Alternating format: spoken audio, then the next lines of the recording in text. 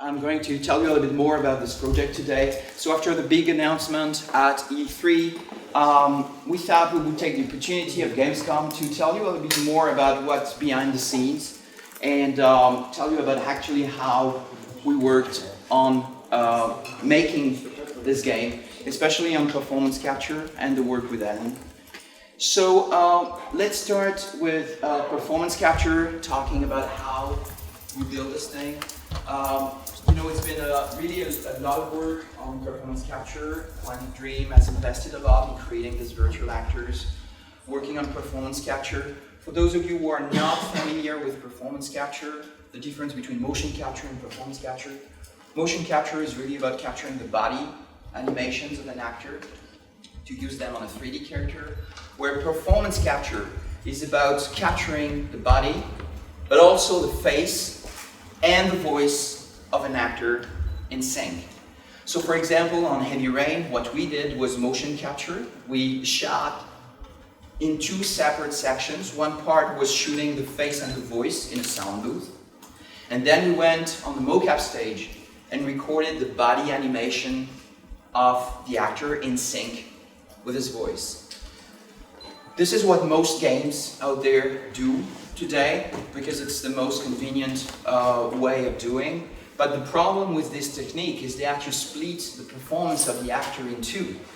On one side he does the face and voice, and then later he tried to find the gestures in sync with his voice, which is absolutely not a natural thing to do. So before it was okay to do this because we felt like, okay, we kind of got the performance in a way, that's enough for the quality that we're looking for. And we did that on Heavy Rain, many other games did. On Beyond, we really wanted to break this thing and try to have one consistent performance, shooting face, voice, body at the same time, because we thought we would gain a lot. So the first prototype we did using this technology was called Cara. Maybe you heard about it or you saw it. So it was really the first time at Quantic Dream that we shot an actress, a full performance of an actress. And this technology has been used, we didn't invent it. I mean, this is used by James Cameron on Avatar, for example. It's used by Peter Jackson on Tintin, etc., etc. Many more and more Hollywood studios use this technology because it's the best way to get the best possible acting performance. So we learned how to do it on Cara, and now we are going to shoot full game Beyond is entirely shot in performance capture. So for us it's a major step forward in matter of technology, of course, because you can imagine all the implications of shooting totally differently.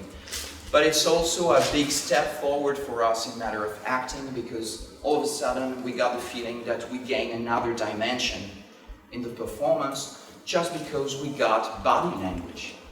So if you look at me when I speak, I mean, I say a lot with my body, with my hands, and it's synced with what I'm saying.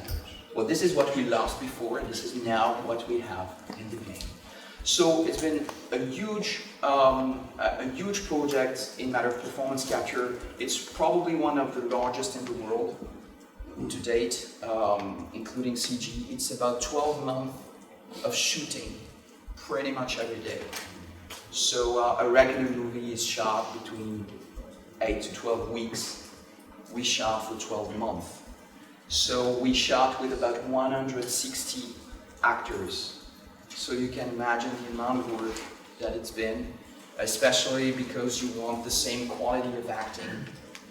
No matter how much volume you shoot, you want all actors to be good, you want all options to be good, you want every single line of dialogue to be where you want it to be. So it's been really a lot of work, and we are going to show you a bunch of B-roll videos to give you an idea of how this thing works. We take the real world, we make it fake. Then we take the fake world we built based off the real world and rebuild it for mocap. So we take real things, make them fake, take the fake versions of the real things and make them real again. Every second of movement you see in Beyond is motion capture, ranging from simple in-game motions, walking, turning, all the way to stunts, fights, four-person fights on train roofs, to performance capture, to full facial and body capture at the same time.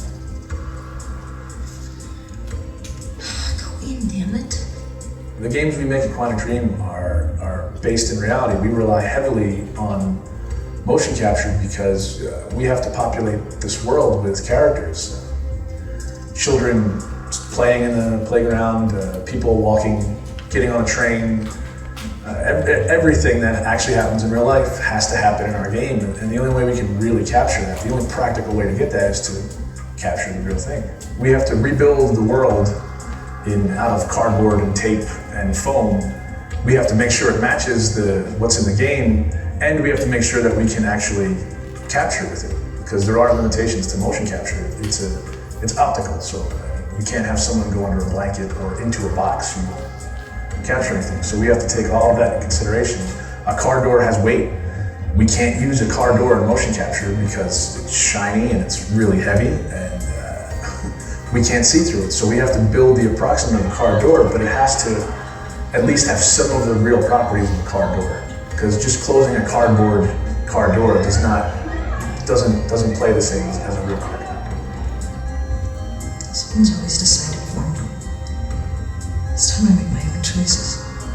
Performance capture is really digital acting. The trickiest part of performance capture is the preparation. It's getting people ready to perform.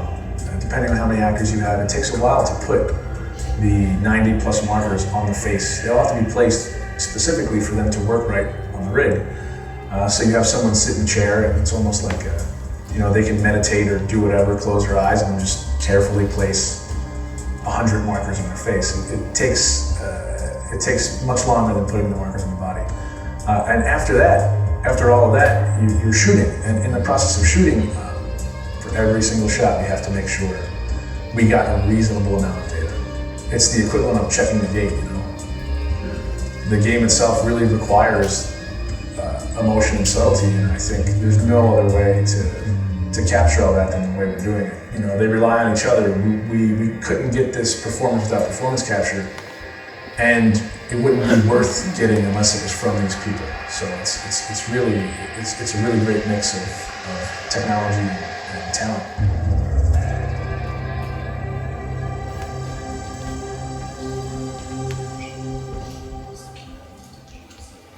So you guys probably saw making of Avatar, for example, where these actors have an helmet and they have a camera in front of them, which is slightly a different technology, because actually what they do is capturing video and then having artists trying to match exactly what the video filmed.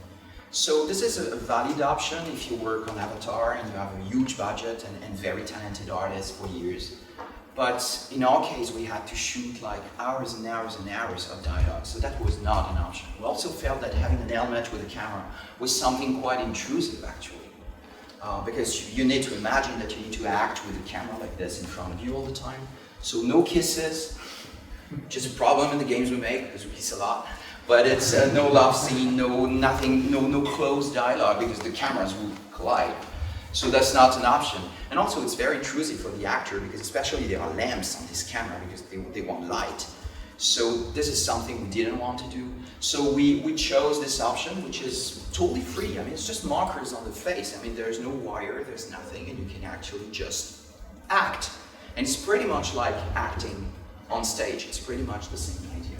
And you can see another video that I'm going to comment for you. So this is the demo we showed at E3. What we wanted to do with this short demo was to show how it was possible to act without lines, without words, just expressions. And you see all these boxes, these are the props that we use. We need to recreate the environment. You see the seat. We need to recreate all the contacts in the environment, but in a way where cameras can see through. And we got pretty much one-to-one result. I mean, what you see, what you capture is pretty much what you get. Sorry to wake you up. We're taking care of it. I see your ID. ID? Yeah. Thanks.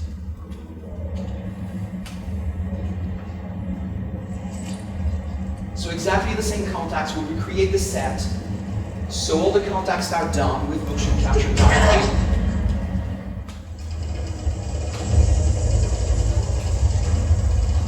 So the big challenge for an actress like Ellen is really to shoot on an empty stage. I mean, there is no wardrobe, there is no environment, it's very difficult. It's a real challenge for her to shoot, on an empty stage and just imagine everything. So the role of the director becomes very important because then you want to explain what's going on. You want to make sure that the actress understands exactly what's around her and she can react to these different things. And so the process is very simple. It's really about scanning the actress because what we want to do is really recreate, not just capture animations, but we want to recreate a body, a face, the way she moves, the way she talks. So we had a very specific process to scan the full body and face of any actor. So it's a team of about 12 people just to do this part and make sure we have the highest possible quality. So the result is exactly Ellen with a precision under the millimeter. And then you have an avatar, a 3D avatar, so then you can work on performance capture. It's been a crazy amount of work for Ellen. It's been more than 4 weeks of shooting, which is something very significant. And we do this crazy gym in the morning, which we call ROM, which is a technical thing to do. Just to make sure that the markers are where they are supposed to be. This is our studio in Paris. And explaining the gym. And we have a facial gym, of course, that makes you look even more silly. But this is what we get. And the good news is that we get this without any rework. We don't need any editing on top of that. This is pretty much direct from mocap to the game. Working with the actors is something extremely important because, as I said, they have nothing to relate to on stage. They have a script, they have a director, they have some silly props like this empty door, and that's it. So you need to tell them what's going on, what's around them, where they are, where they should look at. And this is a major part of the work. What's also very particular is that with this work, actors need to learn the lines by heart. Helen, for example, had hundreds and hundreds of pages to learn by heart, which is probably like 3-4 movies. And they need to learn them by heart because once we shoot, we don't want the actor to read or etc. It's really like acting on stage. It's exactly the same thing. So it's really a crazy amount of work for actors. And Ellen's been absolutely amazing at doing this. She's been absolutely incredible. So it's a big difference. Very professional and very agile, I would say. Look, we just sit on crates and we talk about the next scene with the actors, explain what's going on, give them the context, and tell them what's going to happen. You look at them. So what's very interesting also with this concept is that in most video games, actors having lines of dialogues are usually alone on stage, where here we could shoot with up to 6 actors at the same time. So suddenly when you have big scenes, I mean, you can really have people talking to each other, reacting, having the right looks. So again, it gives you another dimension in the performance. And of course we play with this nice props that are just mocap props that will be replaced by 3D objects. Okay, can we start that just over? Okay, T-pose. This is your control mechanism. Cool! Because the line, the apartment only works if certain choices were made. But, yes. Because in some cases he left before we... Sometimes even I am lost. Like, no one's ever reminded me again. Go. So this is an I helicopter. feel like if I open it first, it's like, you can just grab. As you can see. Thank you. Probably the first person you want to talk to is Dawkins, but instead of saying what you want him to say, which is you were right, you need to make this decision and I'm with you, the only thing he can say is come back and we'll talk.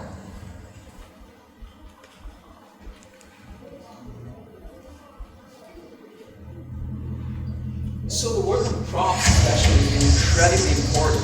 Each time we have a slope, or we have an helicopter, or we have a submarine, we have our prop guys who have to build this as quickly as possible.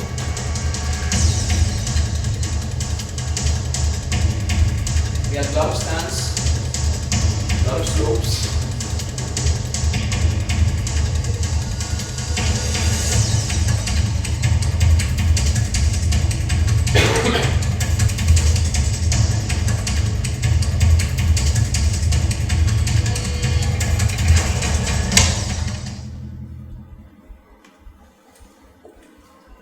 So, this is... It's Saturday night and I'm 16! I'm locked up in here and I just want to go out and have some fun! Can't do it, babe. Rules are rules.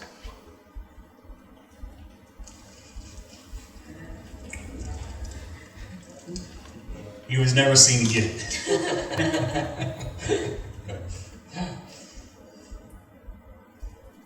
Yeah. Yeah, why not? Jamal Sheikh Sharif. It's not your call, Aiden. I can do what I want. It's my new living. Awesome, when did you move in? A couple weeks ago. I've never seen anyone so pig-headed. You might not get the answers you're looking for. I'm not looking for answers. I just need to see her. You lied to me. Helicopter moving.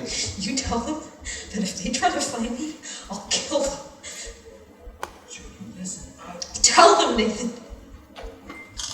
Don't you have anyone? No family, friends you can turn to?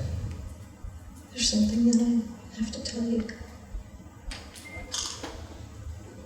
About me.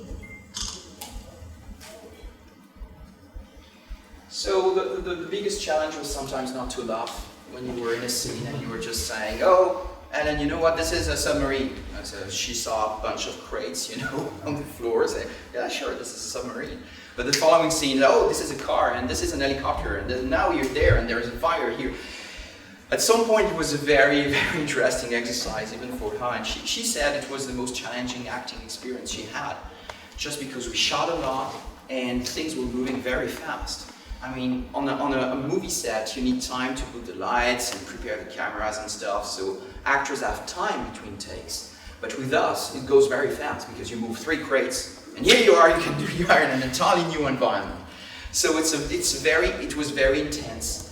And also, what was very special about this shooting for Ellen was the fact that she was this character through 15 years of her life. So she had to play when she's a teenager, so being very angry and being very teen. But at the same time, she was an adult, so she needed to change her voice a little bit, change her acting. She went through very happy moments, very romantic moments, but also very violent and difficult times in her life. And there are moments where she laughs, moments where she cries. And all this sometimes happened in the same day of shooting. So it was really a major exercise for her. It was very, very interesting, even for me as a director, just to work with these people on stage and try to be their link to the world of the game, telling them what's going to happen, what emotion should appear, etc., etc. Actually, so we shot, as I said, for about 12 months, which is a very long period of time. You need to imagine that sometimes in the same scene, you shoot a scene on day 1, and maybe the next part of the scene will be shot in month 6 or 12. So you need to be consistent. Most of the time we work with actors at the same time, but sometimes for production reasons, we have to shoot people separately. Or, you know, sometimes people are in the same scene, but they don't interact, but you need to shoot them separately because of production. So you need to remain consistent with the directing and with the tone, with everything. So that's been really our biggest challenge. Budget-wise, well, the production schedule will be around a little bit more than, it's probably around 3 years, something, which is not something crazy. And regarding the development budget, I don't think it's public, but it's nothing crazy, because we try to be very clever about how we could use this thing, try to be very effective. The good thing about this technology is that you need very little post animation because everything is organized on all the pipeline to make sure that the contacts are good. When you sit on a chair, it's the right chair, it has the right height, so all the contacts are pretty good. So you limit the amount of post animation. And we're really actually surprised of the quality of what we get from facial animation with raw data directly going from the stage to the engine. No one did anything, and it's really good. I mean, the quality is very, very high straight away, which means that you need less time, and the time that you spend is really to make this quality even higher. So it's time well spent. But no, it's really nothing crazy. It's a AAA title with a AAA budget. No issue. It's not much more than Heavy Rain, but for a much higher quality. How do you do the eye animation? That's a little bit our secret. It's a very good question because this is the challenge most people had, and many people try different things. James Cameron has no issue because he has this camera, so the camera also films the eyes, and the animators can just post-animate the eyes. There have been attempts at using glasses in the past where you have these strange glasses with cameras directly there, but again, it's very intrusive. So it's really like you have glasses all the time with kind of cameras looking at you. It's very intrusive. So we found a solution where we can capture the eyes movements just based on the muscles around your eyes. Because when you move your eyes up, down, or left, right, these little muscles around here move too. So actually we can determine position and moves of the eyes based on the muscles around. What I'm interested in my work is emotion. How do we trigger different types of emotions? And I've said many times that I thought that games were focusing too much on adrenaline and stress and tension and frustration versus more social emotions like empathy or sadness.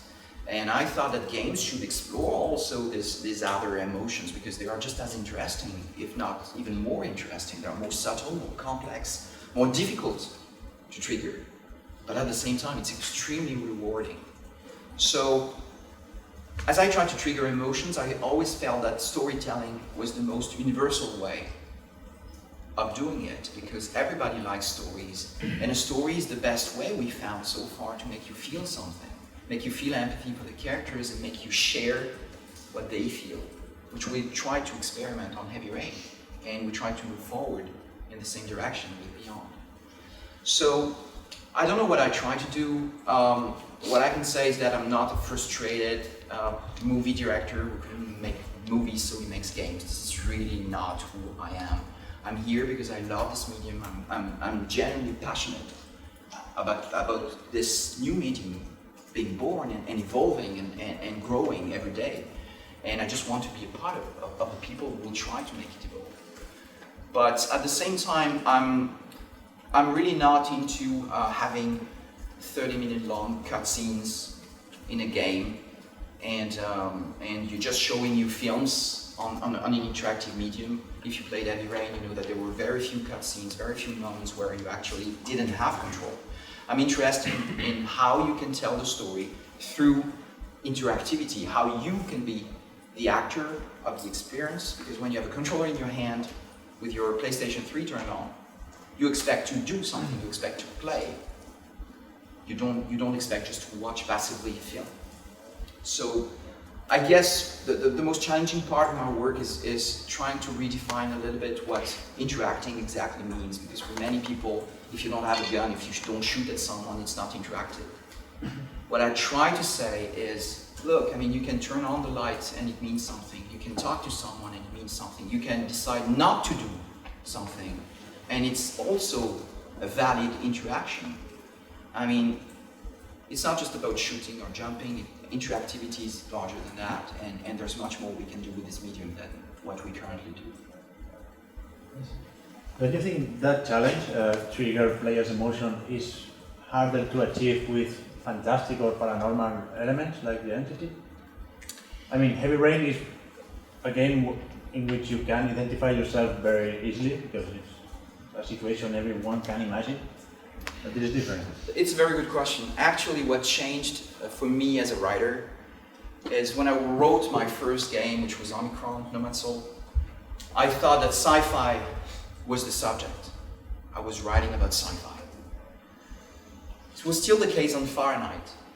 And then on Heavy Rain, I said, wait a minute, I mean, this is not the subject, this is the background. And on Beyond, this is exactly my approach. Yes, there is a paranormal element, but the game is not about paranormal events. It's about relationship, it's about human beings, it's about growing, it's about accepting who you are.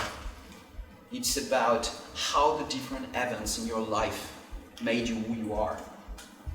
And it's about death. It's about what's on the other side. It's about what will happen to us, all of us here, one day.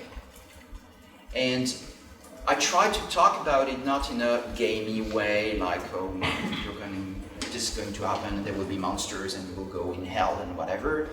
It's been done before, don't need to do one more. So I try really to have a totally different approach and really talk about the emotional side, about what people feel, what they think, who they are, how they evolve, how they change, how they are scared of death. And of course, it's also about what's on the other side, which is something extremely important. We go to Hollywood on a very regular basis for the past probably 10 years. We talk to agents, we talk to people who want to make films based on our IPs, we talk to actors, we talk to directors, we talk to writers. What we discovered very quickly in Hollywood is that, especially with actors, there are two categories of actors, or three actually. The first categories are the people who don't give a shit about games. You know what, I'm an actor, I make films. I mean, how do you dare even talking to me about the games? First category, less and less people, actually. Second category are the people who say, yeah, sure, games, yeah, great. Heard about Halo and the money they made in one weekend. Wow, that sounds like a very exciting new medium. How much money do you have? And usually this is where we stop the dialogue with them and say, you know what, maybe it's not the right fit because this is not what we expect from a collaboration. Money is a part of it, but it shouldn't be your main motivation in getting on board because otherwise we know this collaboration is going to fail at some point. Many people in this category at the moment, because they heard there was a lot of money in games and just think they can get their share. The third category are the people who are genuinely interested in the medium.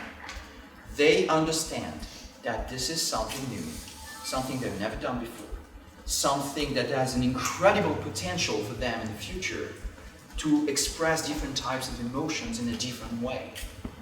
And these people, they are kind of adventurers. They are in many ways, they are really pioneers, and Ellen is one of them. But I was very fortunate in my career because David Bowie, who worked with me on No Man's Soul, was another one like that. It was just for the exact same reasons.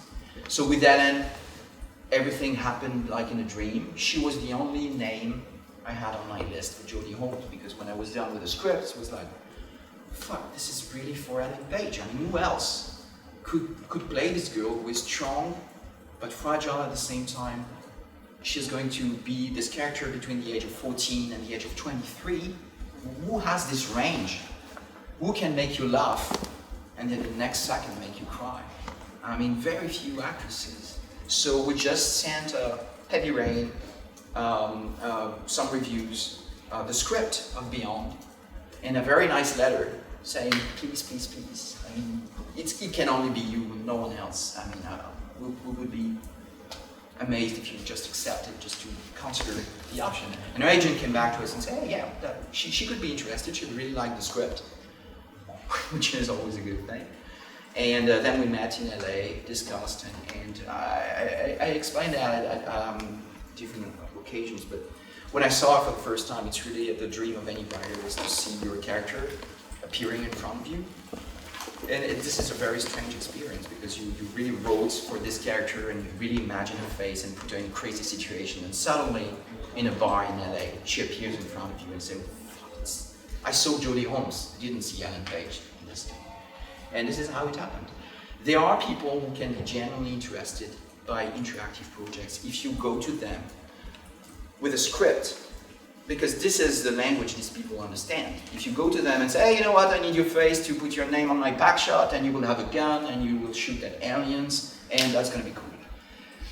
You will have a second category of people who just want the money.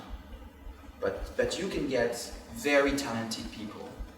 And I really feel the pressure on this project in particular, because Ellen gave us a lot on stage, a lot. She cried on stage many times. She really gave as much energy, and all the talent was there, as if it was a movie. So she came, she really respected the medium. Sometimes we worked in the past, I won't give you the names, but we worked in the past with very famous and talented people doing films. And when they came on stage and they realized how demanding we were, that it was not because it was a game that we would just ask for, you know, a smaller performance, so do the least you can, that's going to be enough, it's for games anyway, who cares? No, I mean, when these people come on stage, we are as demanding, if not even more, than it was a film. And Ellen played the game. She understood the challenge, and she took it very seriously and gave us everything she could. So now the responsibility is ours to make sure that what she delivered on stage, you will see it in the game, and that the final result will be something she can be proud of. So that's my nightmare next. Yep. How do you go about making a script for a project like this? I mean, how many pages are there? How many writers? How many, drafts and stuff like that? Okay, so how many writers? One? Really? Yeah. And it's hundreds of pages. Right? It's about 2,000 pages, roughly. It's a lot of work. It's a lot of work. It takes me a year. Just to compare, a movie script is usually about 100 pages. This is 2,000 pages. And to get this 2,000 pages, I usually write between 3,000 and 4,000 pages of notes and stuff and drawings and crazy ideas. So it takes me a year. I usually do, I would say, 3 drafts. The first one is really the narrative arc. Second one, seeing some cuts and much more interactivity. All the dialogues are in this version too. And version 3 is really the edits based on what the team asked me and what the different types of feedback I got. So it's pretty much version 3 is pretty much the version that will go into production. The big challenge for me is that first one, I write pretty much under pressure, because as I write the script, the team develops the technology. So they build the engine, brand new engine for Beyond, not the engine of Heavy Rain, brand new one. But by the time they're done, I should better come back with a script, because then I would have 200 people in my studio saying, okay, what do we do now? Oh, wait, I still have another idea. No, so I have very limited time. I need to write everything in the time frame I got. And the second thing is that once it's written and delivered to production, it's set in stone. Cannot change anything, because the consequences of changing anything in the project or in the story would be massive, because there is a pipeline. The day I give my document, there are production people starting to list all the sounds, all the graphics, all the animations, and it's tens and tens of thousands of items that we list. And so that's a crazy amount of work. So if you say, oh, by the way, I decided to change this scene, and so, wait a minute, I mean, there is sound in production, animations are shot, I mean, what about graphics and design? I mean, we need to go through the pipeline for one specific asset. So it's very difficult to change your mind. So the day you give your script, keep your finger crossed and say, oh my God, I hope I know what I'm doing, because otherwise, we're fucked. Honestly, I don't like to revisit what I've done, because usually each game, I put a lot of myself in the games, and they really correspond to what I was thinking at one moment and who I was, in fact, at one moment in my life. And I always do my best and put all my soul, my heart in the writing. But once it's done, it's done. It's difficult to go back to who you were, because I'm not this guy anymore. I'm someone else, and I want to move on. So no, there are very few changes that I would go back to any of the existing IPs. I never say never, because you never know. Maybe I may wake up one morning and say, oh, I still have something to say about Heavy Rain. But honestly, I'm more interested in moving on, discovering more, and yeah, working on who I am and who I become, and how hopefully I improve through the games, and what new stories I have to tell. There are so many stories out there to tell that you can imagine. I have 10 ideas every day. I mean, why going back to your old stuff? Let's invent something new. And I'm really lucky to have a partner like Sony who give me the opportunity to create a new franchise at each game, and to try new ideas, and to be crazy about it. So why not?